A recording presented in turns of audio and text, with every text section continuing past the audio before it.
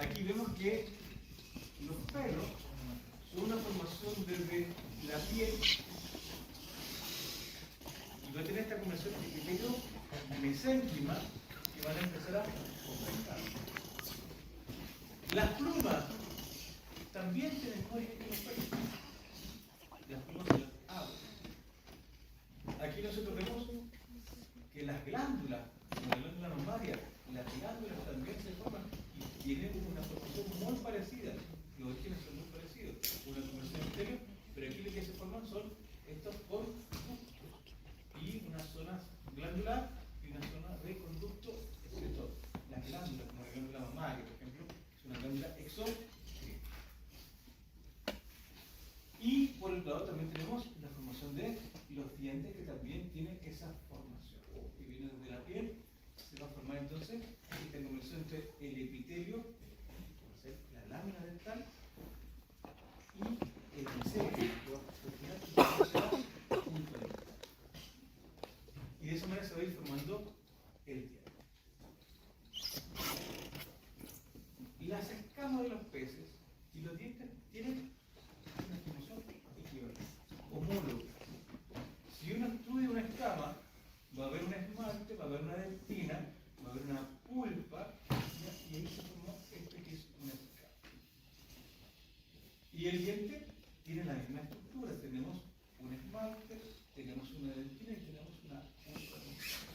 De esa manera, las escamas de los peces evolucionan para formar nuestros dientes. Tanto en anfibios como en mamíferos, las escamas evolucionan para formar dientes. Uno de los aspectos más interesantes es los tiburones. Los tiburones, uno ve las escamas que están por fuera, ¿cierto?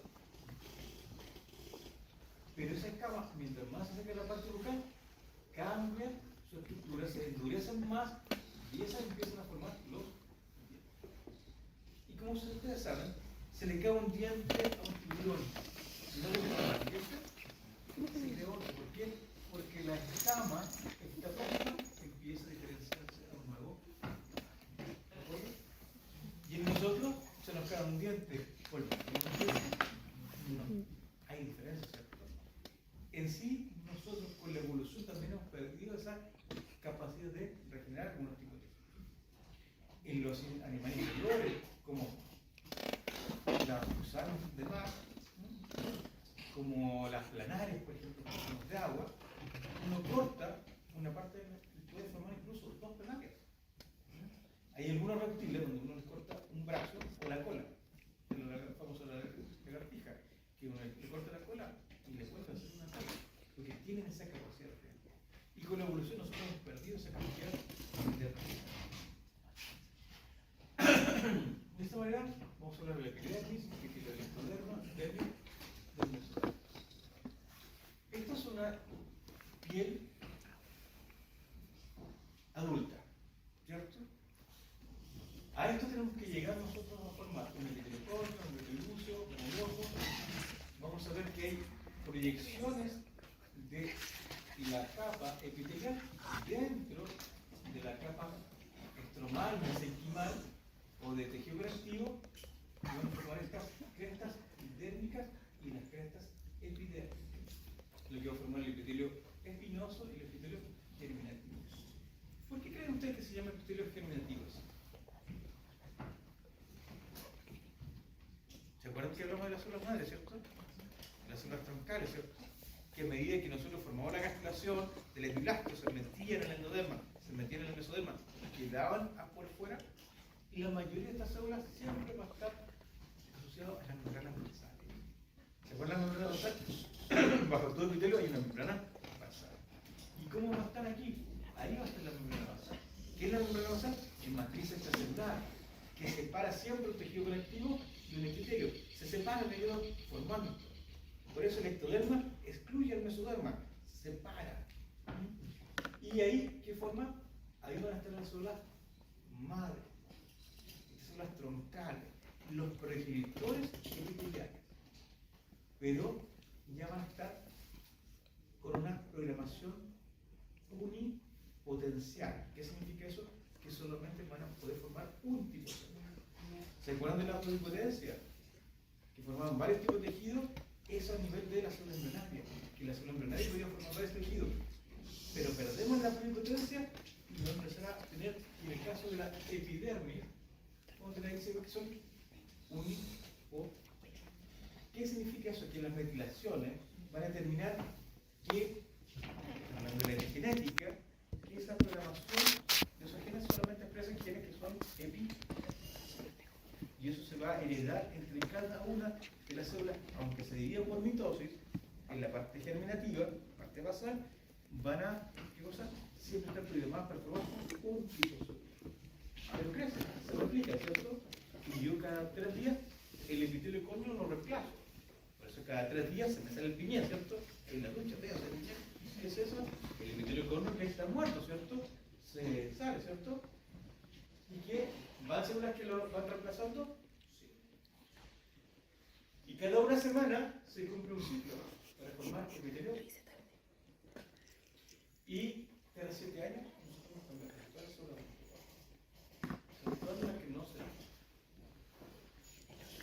Durante el desarrollo embrionario, ya a la 4ª semana, periodo genético, 15 semanas, aparecen ya estas 2 capas que tenemos, el ectodermo superficial y el mesodermo. Después aparece una capa basal y la capa externa se forma plana y se va a conocer como el peridermo. Este peridermo va a quedar en la parte más externa como células planas. No son cornificadas, son células planas solamente. Y empiezan a formar capas intermedias. Y empiezan a formar, como van a la semana 11, estas crestas epidérmicas que se van metiendo dentro del mesenquima. ¿Por qué creen que se forman esas crestas epidérmicas? ¿Por qué aumentan? ¿Por qué creen que se forman estos pliegues? ¿Y qué significa eso? Que la epidermis, recuerden que se alimenta por siempre la misma función. Y mientras más células haya, más alimento necesita, por lo cual aumentar la superficie le significa que va a atraer más nutrientes. Por eso mientras más capas haya, más crestas van a haber. Y empiezan a formarse. Y van a llegar a unas células que son a la dermis, que son producto de las crestas neurales, que son los melanoblastos. ¿Qué son los melanoblastos? Que dan la pigmentación de la ese pigmento tan lindo que me hace moreno, ¿cierto? ¿De dónde viene? De las melanocitos que forman la melanina y la que le da el pigmento, ¿cierto? Por eso los blancuchentos cuando van a la playa se ponen morenos. ¿Cómo se ponen? Rojos, ¿cierto? Porque no tienen melanina. ¿Qué significa eso? Que no tienen una protección de su área interna y son más propensos al cáncer de piel. No significa que un negrito no vaya a tener cáncer de piel. Bien, ¿de acuerdo? Y ya en la semana 21 tenemos casi todas las etapas, incluso el estereocomio, el estaturrucio, el estereocomio, el espinoso y el estereocomio. Entonces es muy importante ese peridermo que entre la semana 11 y 21 empieza ya a cornificar. ¿Qué significa esa cornificación? Que empieza a haber queratina y desaparecen los organelos internos. ¿De acuerdo? Desaparece el núcleo. De esta manera partimos con un ectoderma y un endo y un mesoderma, ectoderma y mesoderma. ¿Ya? Y a medida que va avanzando se van aumentando las capas, ¿sí? Y empezamos a ver distintas capas al término del desarrollo. En la semana 10, ¿ya? Entre la semana 10 a 12 se aprecia la formación de las uñas en las manos. Y de la semana 14 en los pies. ¿Cómo se forman las uñas? También son queratinoides. Esto también es queratinoide. ¿Y qué pasa con esta queratina que tenemos aquí? Se forma desde un lecho inguinal. Ahí vemos el lecho inguinal. Esta placa inguinal va a empezar a estimular la formación de glándulas. Inicialmente, hasta la semana 12, en el periodo de la semana 32 principalmente, tenemos esta formación de un epitelio externo en la uña se llama el epodídimo. ¿De acuerdo? Y abajo tenemos el lecho angular y la placa angular que va a dar origen a la. De esa manera también es un marcador de la edad del feto. Etapa de desarrollo de un folículo piloso. Esta es una diferenciación dentro de la piel, que es el folículo piloso. ¿Qué significa? Seguimos teniendo un peridermo, rodeado de células mesenquimales del mesoderma, pero va a haber un grupo de células que va a empezar a diferenciarse. Y eso va a provocar que hayan señales inductivas. Y estas señales inductivas del ectoderma va a estimular al mesénquima, que va a empezar a cambiar. ¿Y qué va a pasar?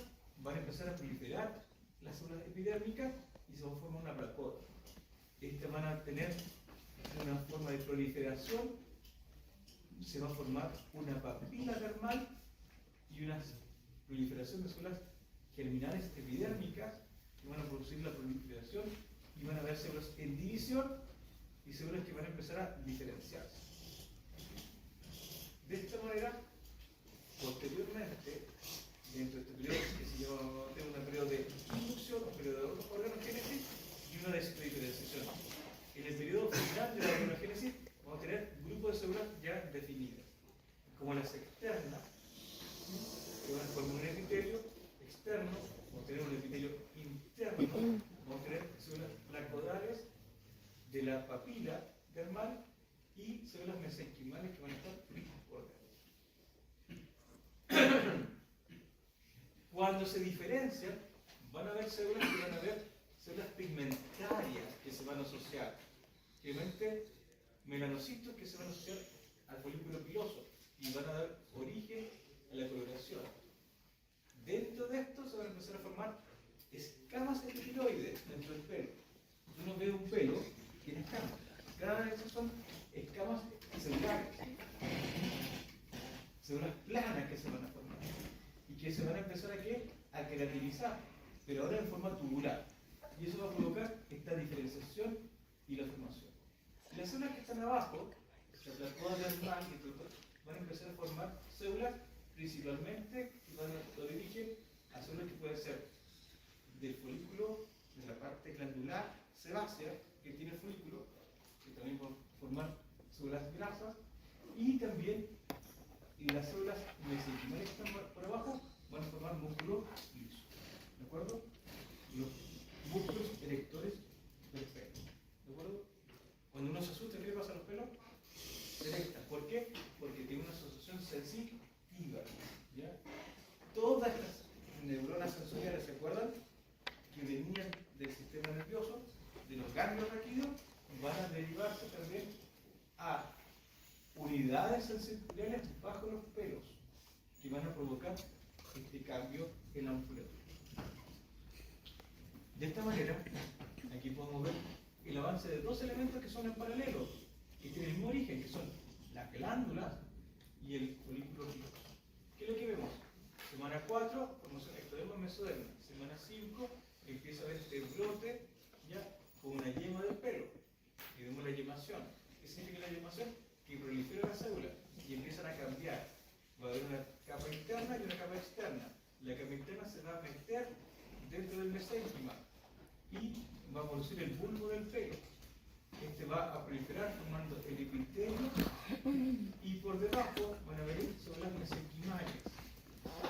Células que van a venir también de las que van a formar la parte pigmentaria y otras van a formar ¿qué cosa?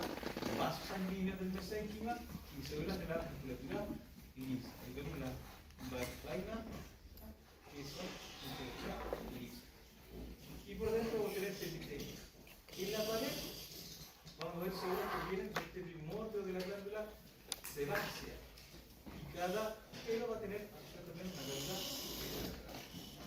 De la misma forma, pero en paralelo de esta misma yemación, que ahora va a ser una yemación glandular, puede haber una provocación de formación de conducto.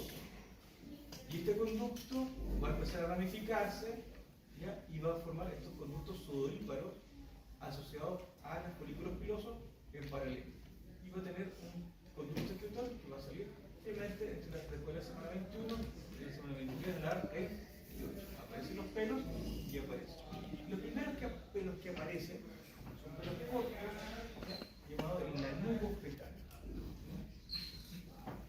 El anudo fetal, junto con el punto sebáceo, va a formar el vermis gaseoso. Esa grasa blanca que tienen los bebés por fuera, que nos protege de la humedad del líquido amniótico y va a ayudar en el parto y mantiene la temperatura. Aquí vemos cómo se forma esta glándula sudorípara. Desde las 20 semanas ya podemos ver cómo aparece el conducto secretor y aparece esta formación de este poro de la glándula sudorípara. La glándula va a tener tres etapas. Una etapa de inducción, donde las células del ectoderma diferencia a las células del mesoderma y empiezan a conversar. Va a formarse esta asociación glandular y se va a formar esta diferenciación final, donde va a estar la formación del conducto glandular y el conducto sebáceo. Una glándula muy llamativa son las glándulas mamarias. Estas glándulas mamarias van desde la línea bajo los brazos hacia la ingle, formando estos rebordes mamarios. ¿Qué significa esos rebordes mamarios? Que en toda esa línea se pueden formar glándulas mamarias. Y eso explica por qué hay personas que aparecen con más de una glándula mamaria. Glándulas supernumerarias. ¿De acuerdo? Glándulas mamarias supernumerarias.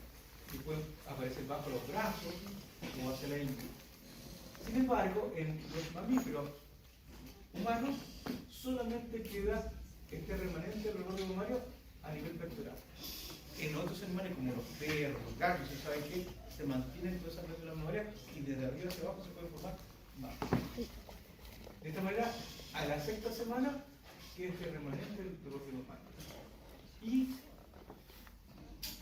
viendo este reborde mamario, vamos a ver que hay un ectoderma que empieza a proliferar, que empieza a formar esta yema primaria del primordio de la glándula mamaria, que se mete adentro del mesénquima, del mesoderma, y va a empezar a ramificarse, y a la 12ª semana ya empezamos a ver conductos galactóforos. También a la 12ª semana empieza a formarse la fosa mamaria, la aureola de la mama y el pezón mamario.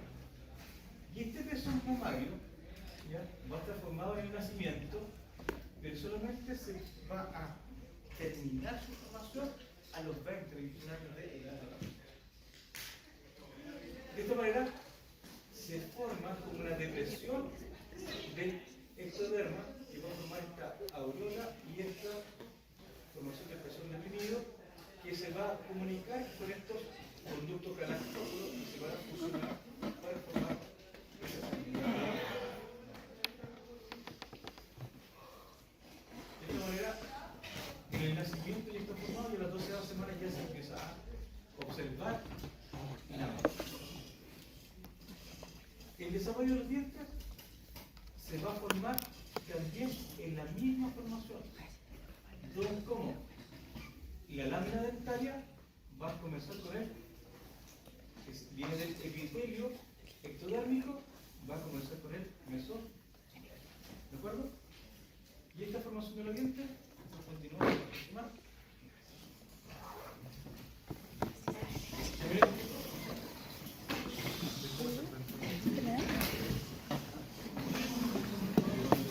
Muchas gracias. Y recuerden que les voy a hacer una prueba de aquí hasta las 8 de la mañana.